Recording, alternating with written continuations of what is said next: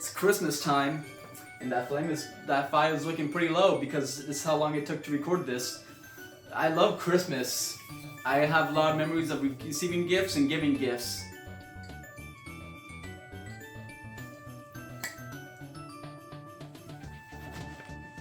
Christmas time, the best time of year.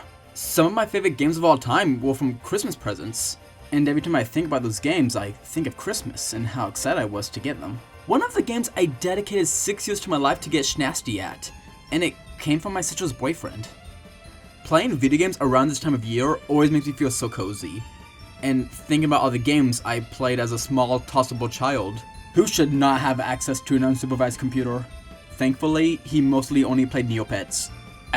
Where did the times go? Neopets was a virtual pet website in the early 2000s. You get to care for your pet, play minigames, a lot of minigames, so many places you could just visit, and do so many cool things, like wheels! There were a lot of wheels, and I did all of them. There were so many fun events every year, and you got items to dress up your Neopet. They even had smaller Neopets for your Neopets, called Petpets. This is important, please remember this. Neopets had something for everyone that actually made you want to come back to each and every day, like dogfights. Neopets was insanely popular, especially at McDonald's. There were so many Neopet plushies and Happy Meals, and I mean like so many, like 100 of different kinds. And unlike sites like Webkinz, it was completely free. Later they did adopt the Webkinz style of buying a plushie and being able to use that plushie in a game called KeyQuest. But unlike Webkinz, it was completely optional. And you could just play as a generic Neopet in KeyQuest, which is good, because KeyQuest is probably the greatest game ever made, and they need to bring it back. They said they would bring it back, but they haven't yet, and I need it now. Neopets is one of the very few early websites that's still up and running. I can't wait to see it now! Oh, microtransactions. And a subscription service? Really? And NFTs. A crypto degen with a crush for crypto kitties. Well, maybe the site is still fun. They updated the home screen, so maybe the whole site is updated. It has been 20 years after all. Oh, okay, still the same. Sometimes. Some of the places load with the new updated look, while the others are the same as it was 20 years ago. It just flip-flops between the two, and some of the gaming places just don't work. And this is just so sad to look at, because people still love this game. There was still constant forums, videos, fan art, still being made of this every day. This site was, and still is, so important to all these people. That's the great thing about physical media, that it can be a time capsule of when it was made. Sure, Neopets might be that, but maybe the heart of Neopets is still here, in these gifts that I found.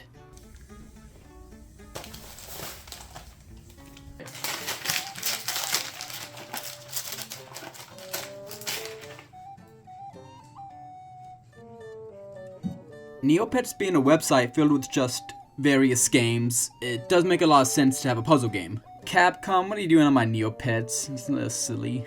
Infinity Interactive are the developers of the Wii and PC versions. They're the best studio for this kind of game because they make puzzle games. And really only puzzle games. Oh, we can make our own Neopet, and they all have different stats, and their colors affect those stats. Wait, stats in a puzzle game? Okay, but that's dumb, because I can't be yellow. And a 3D model? I thought it's gonna be a basic puzzle game, but it's not. It's an adventure! I guess less of an adventure and more of a visual novel that has really bad compression. God, I wish I was yellow. You have just arrived to Shinku, the fabled city in the sky. Where to and what to do. Yep, that's a choice. Yep, it's reading. Lots of reading, no choices. Read. It's not even like a big story, just small quests. Oh, my package has been stolen, please get it back. This guy hurt me, please get it back. So the adventure part sucks, what about the first word? Wow, this game is pretty fun. See, the key to this game is to get as many of your colors on the board as possible. If your opponent is between you and your color, and you put one on the other side of it, it becomes yours. It's simple, but really makes you think about how to get the most out of your move. While also thinking about your opponent's move. I think this game can really catch on. Wait, I had the wrong tab open. Yeah, this is just Othello, but with added bullshit. Like a lot. Let's start with the numbers. Instead of your tokens being the score, this uses a point system. The more tokens you flip out once, the more points you get. Pretty standard. If you put a token on a number, that number gets added to your score. And there are so few numbers that if you can manage to get on some of them, you just kinda win. Then you have the colored tiles. Those stats you had on the character selection, yeah, it's for this. Whatever you have in that stat, the more points you get for that color. So, I don't know why they're labeled strength, movement, defense. It does none of those. Then you have Shockwave. They randomly appear, and placing a token on them will randomly select an enemy's token and make it yours. You can also capture Petpets from around the map by beating them. They can do a variety of things to the game board. They either suck or are grossly overpowered. Then finally equipment. They act like Petpets. Same thing. There could be more, but I didn't get that far because how awful this game is. All the special items and Petpets fall into comparison to the bullshit that is Shockwave. You could be winning by an insane amount and just lose because of luck. It doesn't matter how careful you are, you can't play around it. I won in 5 turns. Each game takes about 5 to 15 minutes, and I won in 5 turns. Whoa, Shockwave! I can't play more. It makes me so mad. So let's see what else this $40 game has to offer. The game does integrate with the website. As you play, you get codes, and you can pop them into the website, and they get you items. And it's actually still up and running today. None of the codes work anymore, but it's kinda cool. But hey, you can always play some mini games.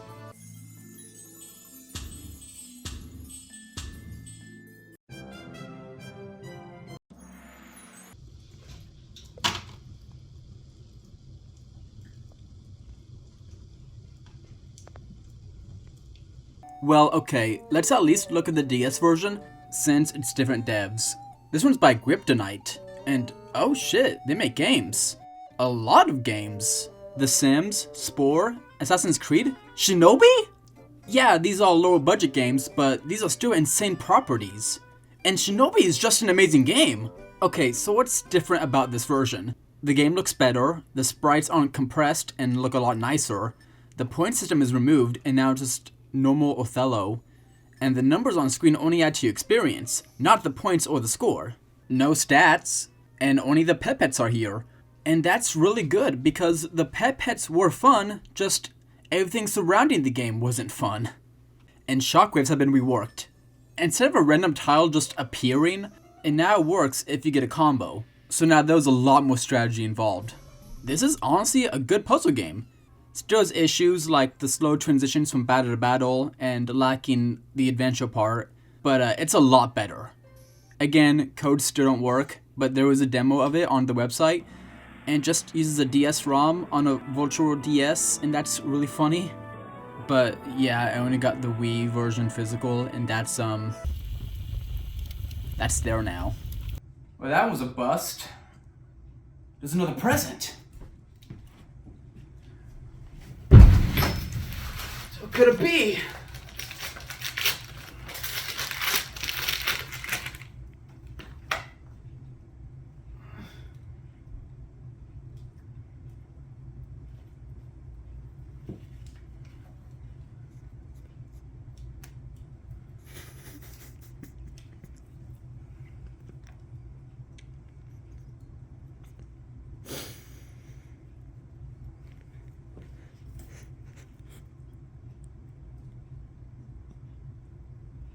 Ooh, I told you guys these are important. The fact that the Neopets website almost never updates is awesome because you can still see advertisements for the game. A lot of these things don't work anymore, but this wallpaper does. Badass. Oh my god, this is really nice. Like movie quality. No, Neopets quality. Who made this game? Huh. So due to my PSP being in a state of which I cannot play the game, so I had to use an emulator, and I didn't turn down the graphics, so it just looks fucking beautiful. What the fuck? What kind of name selector is this? Petpet Adventures, I'm not calling it Wand of Wishing, is a top-down action-adventure game. Kinda like Diablo.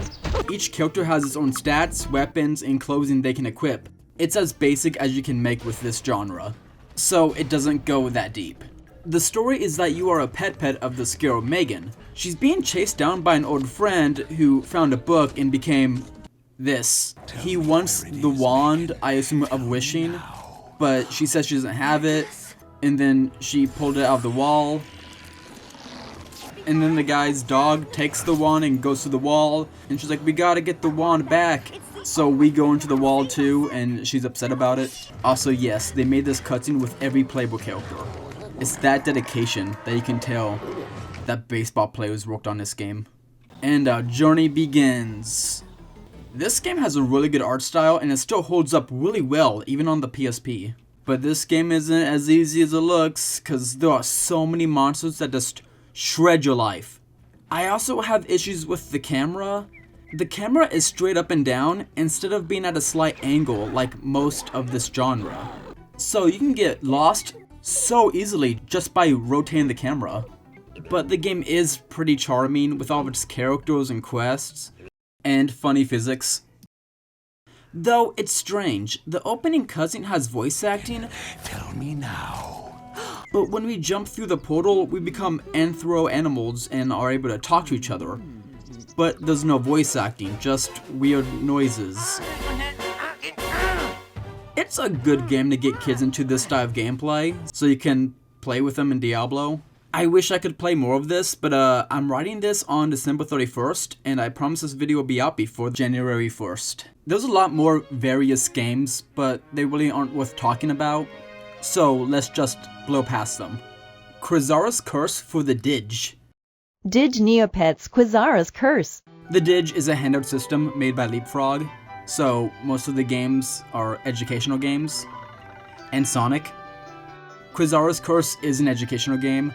That's kind of it. There's also just like a huge amount of cut content in this, including Doom. But yeah, good trailer. Are they allowed to use that? Codestone Quest for the PC. It's Zuma. Just shoot the colors into the line and try to get a badass combo. Damn, only one left? I better hurry. Operation Crelidor.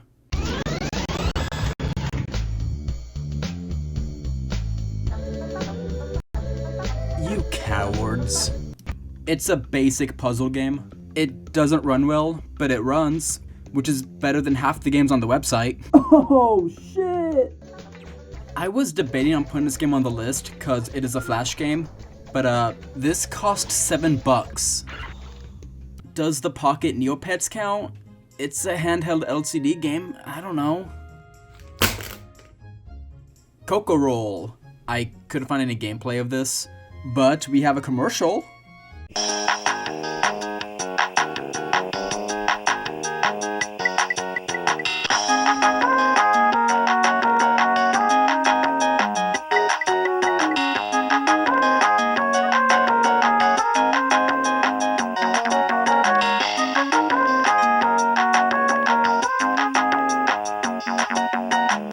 My guess from the advertisement is that it's like a golfing game, you know, like in WarioWare. I only have Twisted to show off, so big flick. I don't know what you want me to say. Ghoul Catchers is a very basic match 3 puzzle game. I'm not sure why it's themed around ghosts. They don't even use the ghost Neopets. It's just Neopets in a ghost setting. This game is still advertised on the website, even having its own section, but it's been delisted, it doesn't work. So, this kind of says a lot about the website. Legends and Letters. Again, advertised on the website. Again, link doesn't work. Another puzzle game.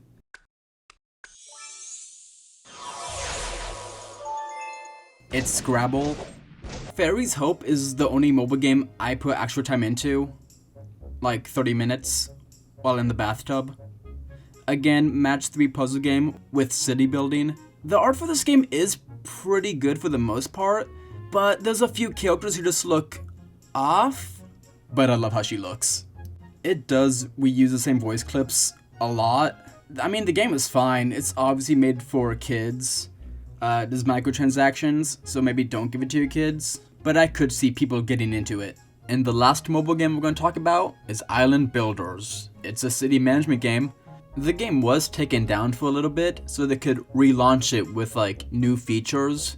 Kind of weird they even did that compared to all the other games they just took down. I don't know why this one got relaunched. Especially so because there's already another city builder game on mobile. I don't like how they look. The Metaverse. I don't understand the multiverse stuff. NFTs, cryptos, I can't wrap my head around it or spend money on it. If you're super into it, I understand. You're just stupid, but that's okay. I still love you. And due to fan backlash, the game was cancelled, along with all of the NFTs. From what it showed off, this game looks pretty good. It's all 3D, the animations are nice, there's a big emphasis on customizing your house in Neopets, and they remade a lot of the Flash games. But again, it was part of the metaverse, and I don't understand how that works, so thank God they're making this into an actual game. Yeah, no, Neopets made an actual good decision.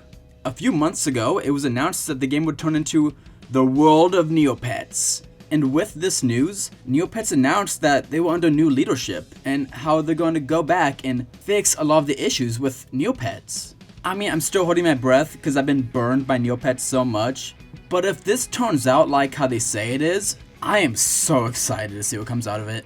So let's talk about some cancelled games. There isn't a ton of information about the Tales of Neopia. All we know is going to be an MMO using both 3D and 2D elements and a whole lot of concept art. Petpet Park was another MMO, but it actually released for a little bit, so people did get to play the game, and everything I've seen online about it, people loved this game. And then it got taken down. Hey, so do you remember back in 2021, there was a rumor that Neopets was coming to the Nintendo Switch, and every gaming news outlet made articles about it? Yeah, it was actually a failed pitch idea called Neo World, and I talked to one of the artists who worked on the game to give us more of an idea on what could have been. The game was intended to be a 3D isometric view, similar to games like Hades. You would have been able to explore various regions and have Neopets join you at the sanctuary, which acted like a hub area. Each region would have had its own games, shops, NPCs, and quests. It's a shame that the game didn't get picked up, especially with how excited everyone got when the room was first started. Oh, my stockings!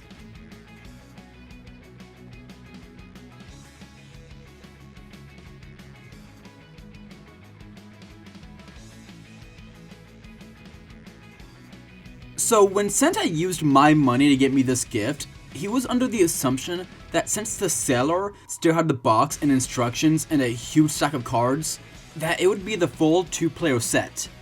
It did not. So I just kinda had to fiddle around and at least attempt to play. It also didn't work cause man, I could not understand these rules. I mean, I don't really know that much about card games. I know how to play Pokemon, and I could play a little bit of Magic, but it didn't matter how many times I reread the instructions, I just could not get it.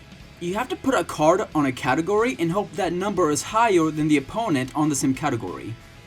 I'm sure if I had the right amount of cards, it would have been better, but you can also just roll a dice, and if it lands on a 6, you just automatically win, which is very funny.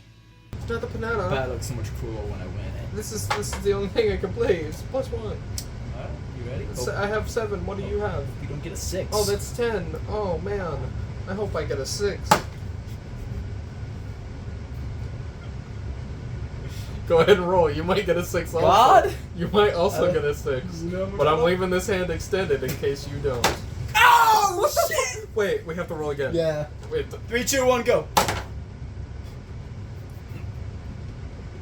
I should have asked Santa for the board game. Well, that's it, I guess. I'm not really sure what to do now. Maybe I'll go back to the place where it started it all. But what Carter didn't know is that there was a very special person to give him a very special gift. Are you proud? 240, please.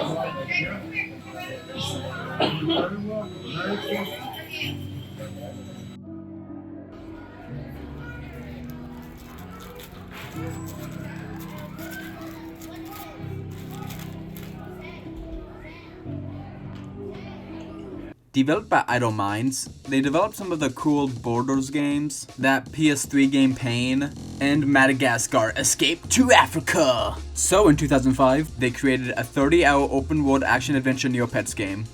That's pretty ambitious. Since this is a long-ass game, I'm just going to try to recap the story while giving you my experiences with the game. Somewhere deep under the ocean, the darkest fairy sleeps, and then her necklace breaks off and her eyes open. Oh my god! But who gives a shit about that? We're on a farm with our main character, Tor. Oh, and this game uses pre-rendered cutscenes. That's pretty cool. I mean, they look like a licensed PS2 game with pre-rendered cutscenes, but that's pretty good, you know? And as life on a farm goes, our first task is to hoard these goat things back into the pen, and it just does not work. Okay, but seriously, what is it with games with farm openings that you just have to push animals into a pen? Like, you're on a farm, there's so many cool things you can do, like pick corn, turn butter, eat. After a few more farm activities, your dad calls you in to deliver a package to the Kingdom of Meridel. But the road to Meridel is a dangerous one, so for our own protection, he gives us a wooden sword and tells us to be on our way. Thank you, Dad, I love you. After around 15 seconds, we come across an old man who's being robbed, and we gotta save him because I love old men. So this is a great chance to see what this wooden sword can do. So we got a 3-hit stab and oh, it's over. Okay. We got a 3-hit stab, a timed 3-hit combo, a cool spin attack, a thrust thing that doesn't really do damage, and a charge attack. And we're gonna go more into that detail in a minute, you just gotta wait, mister. But yeah, we saved the old man, and for our efforts, he gives us an amulet and tells us to never, never, never take it off. Yeah, okay. He also gives us an elemental property called a mote. Basically, there's 12 motes, and you can equip them to like your sword or your armor, and then they have the elemental property of what you put on. It's not that big of a deal. The game wants it to be like a big deal, but it's not. I just kind of equip what I have the most of, and just run with that. Skipping a whole bunch of just stuff, we arrive at the Kingdom of Meridel, and we get a package stolen. We get it back, and now we can explore the town. We got shops, side quests, bisexual lighting cowwoman, and even wheels, just like the website. Let's give it a spin!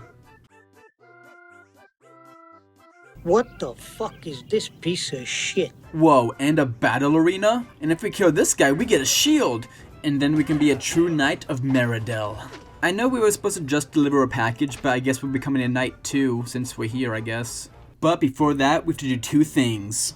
One is find a bunch of pieces to a broken sword and give it to this T-Rex man, and the other is get a parent signature on this permission slip. I mean, I guess that's fair. I'm a little underage to become a knight, but if my parents says it's okay. So we gotta walk back all the way to the farm. Aw man, it's taking a while, but it's fine. It's not like this is a 30+ hour game because there's no fast travel and you have to walk everywhere in this big open world and backtrack multiple times, right? Back at the farm, our father tells us to go save our sister, because she was stupid and went into the dog-eating forest. Why am I so far away? We kill a giant plant, and our sister is back on the farm. Dad signs our life away, and we have to travel all the way back to Meridel. We turn our permission slip in, and we are officially a Knight of Meridel. We go to sleep. We have a wet dream about the fairy from the beginning.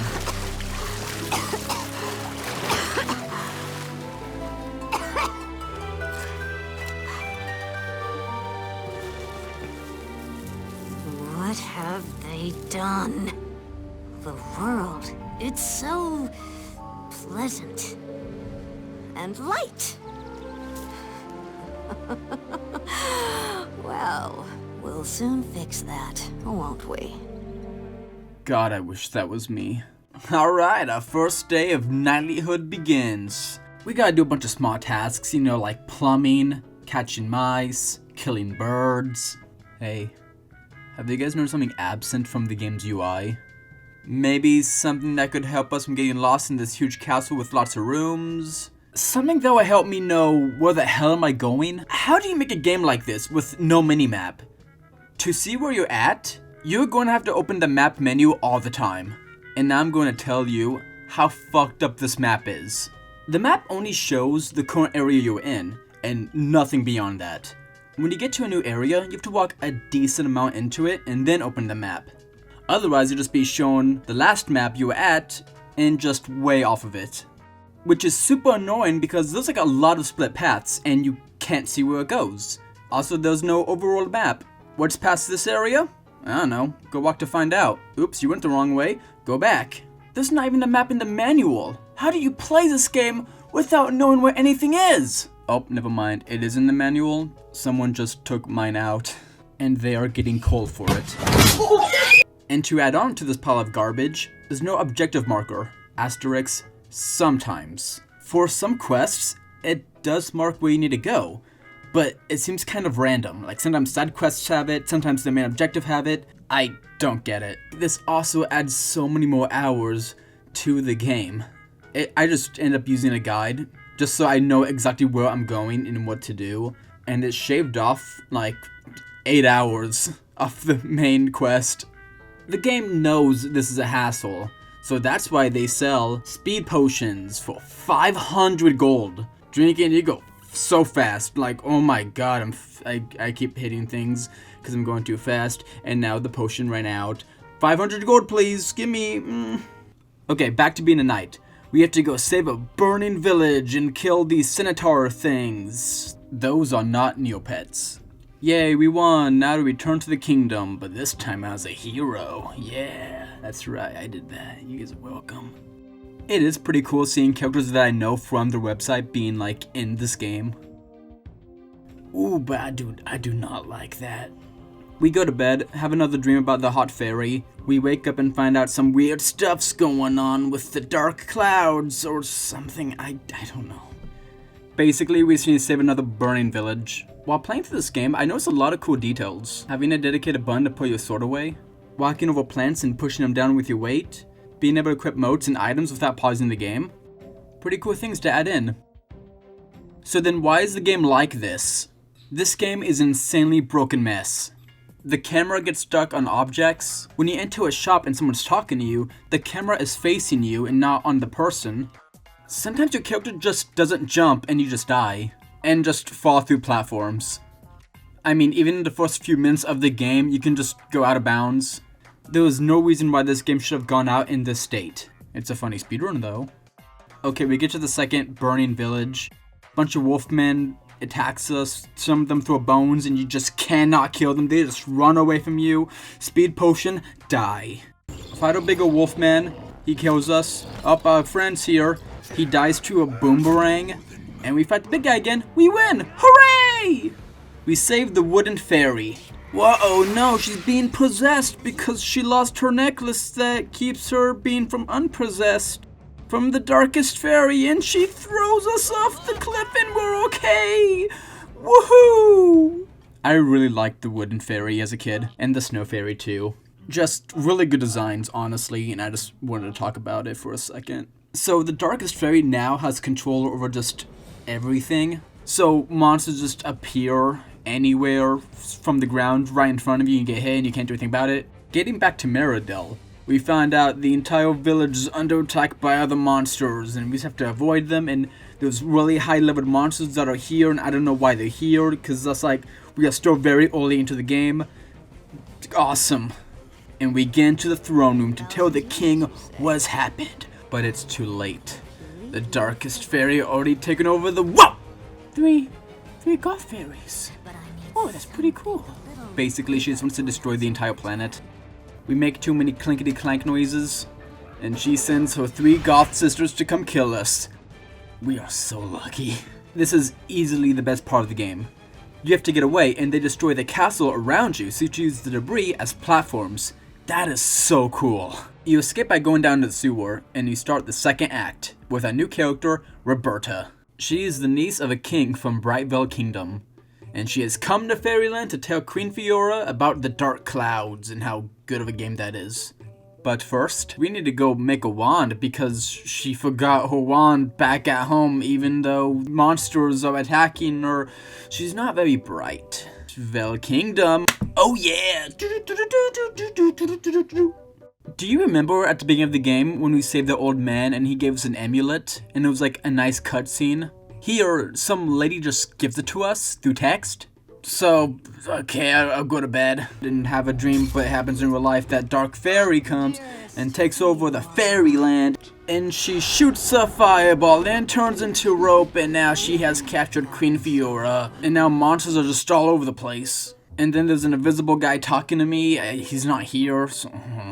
Oh my god, we're only 10 hours in.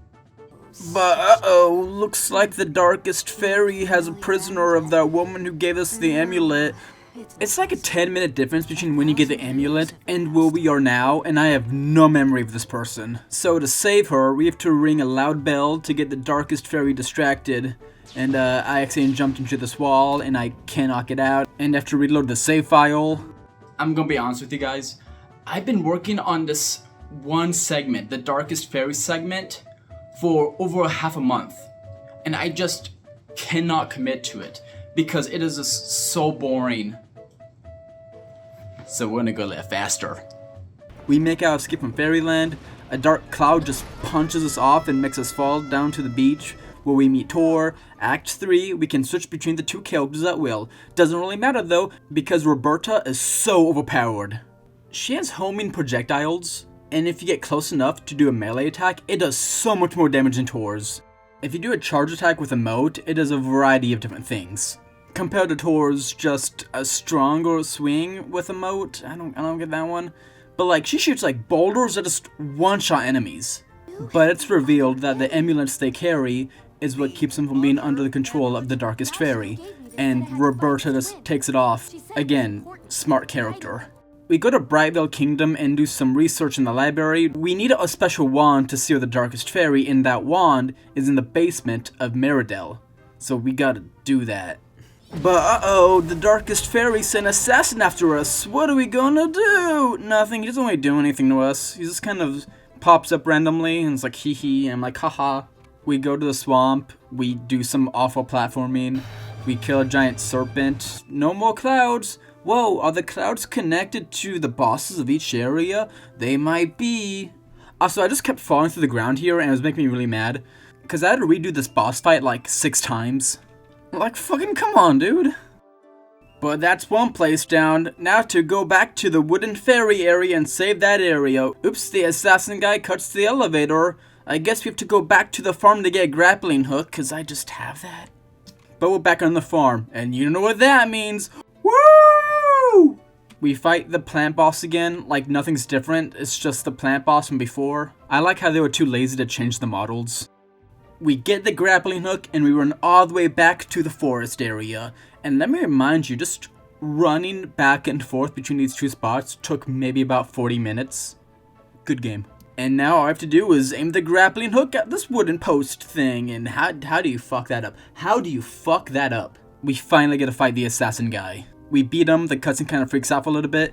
Wooden fairy saved, no more dark clouds. Next area. Now we're on a spooky graveyard section. There's a cool, funny Easter egg. For all my Neopet fans, you guys know who you are. There's actually a lot of optional dungeons, which I'm kind of surprised about. Like, that's really cool.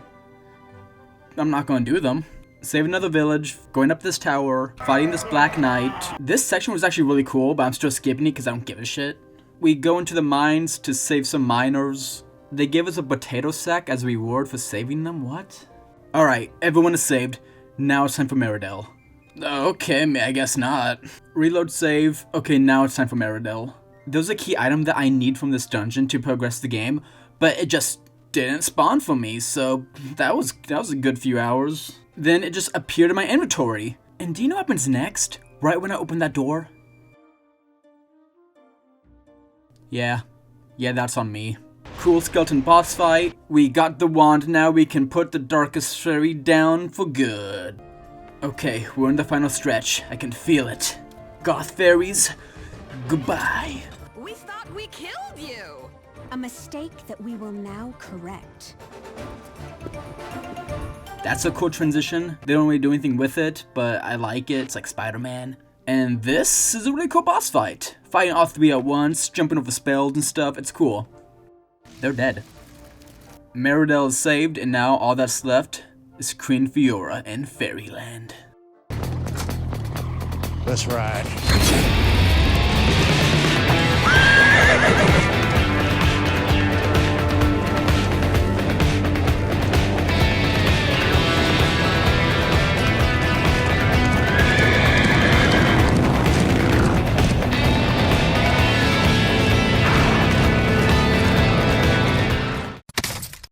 You would think that since this is the final area, there'd be like a lot of monsters around, but no, it's pretty empty.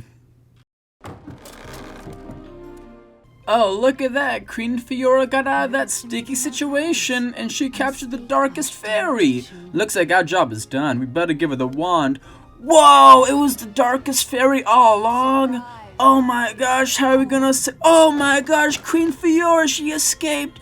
Wow! And now we get to help Queen Fiora to defeat the darkest fairy. And where am I going? Where am I going?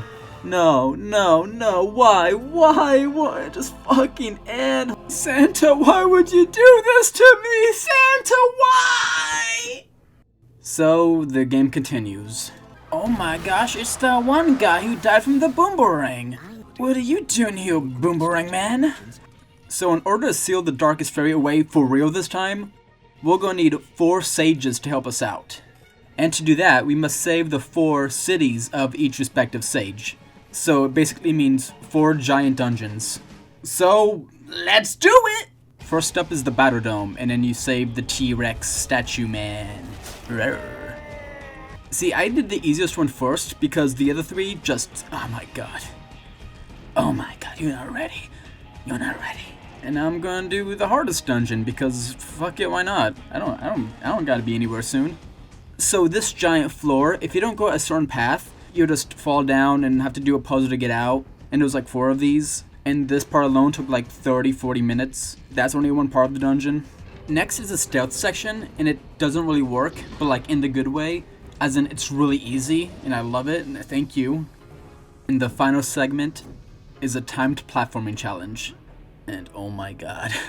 This shouldn't be hard at all, but like, for the life of me, I could not get it. From the trampolines that automatically make you jump, and then just the slippery controls. This took so long to do. And like, I'm pretty good at platforming. I 100%ed high, and I played Mario 64.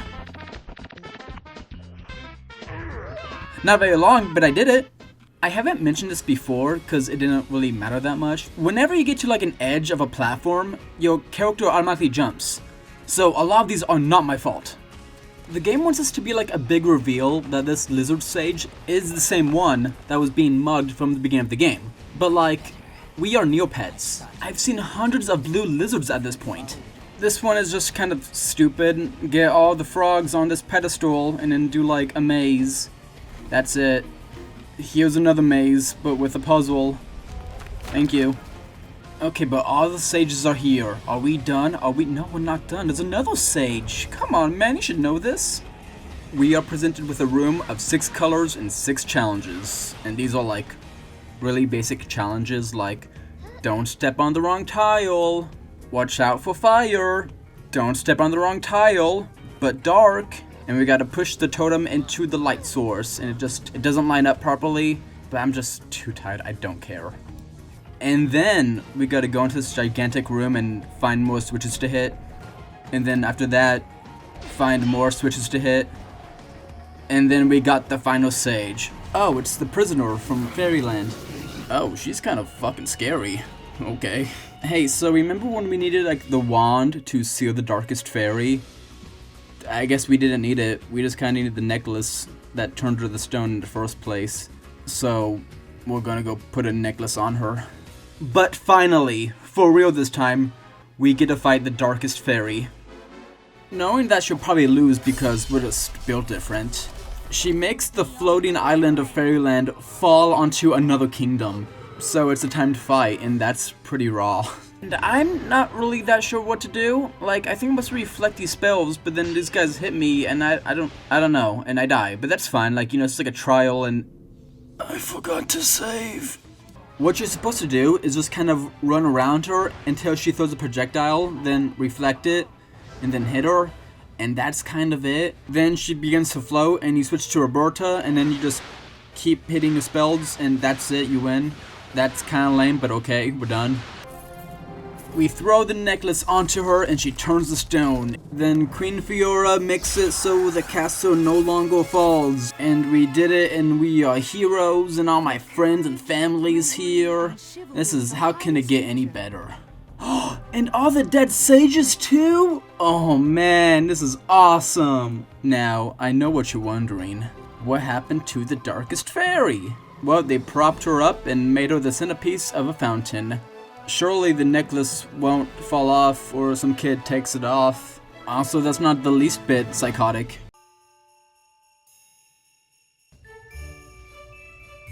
Oh my god, the game's over! It's over, finally. Final thoughts. Besides the broken game, the biggest issue with this game is its size. If it was shorter, I wouldn't even say it's a bad game. For a licensed game, it's not bad, it's just very mediocre. I love the cutscenes and the characters, and you can tell Idle Minds really want to tell amazing stories. This Neopets license was probably their way to experiment outside of snowboarding games. And since then, they renamed the company to Deck 9 and developed some of the Life is Strange games. So while it might have not been the best Christmas for me, it's probably been a great Christmas for other people that's not me. Thank you, Santa.